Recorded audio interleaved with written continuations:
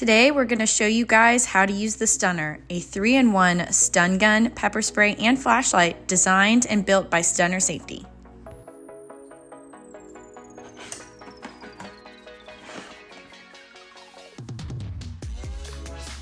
When you get your Stunner, there will be a couple things located in the box. The first thing is a little thank you note for ordering your Stunner.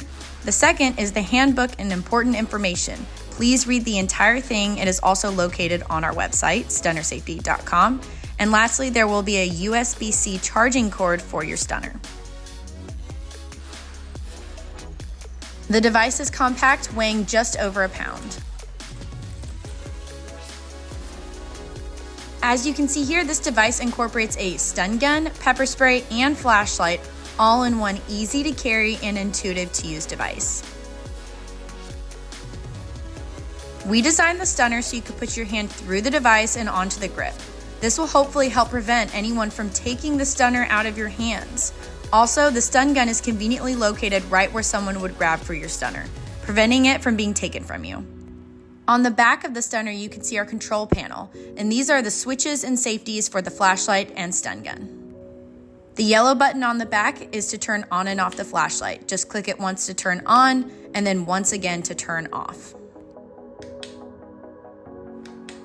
Next up is our pepper spray.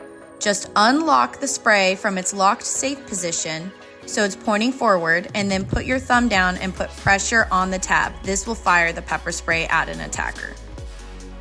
What's also great about the Stunner is when your pepper spray has run low or expired, you can just pop it out, switch it out for a new one, and put it back into your Stunner.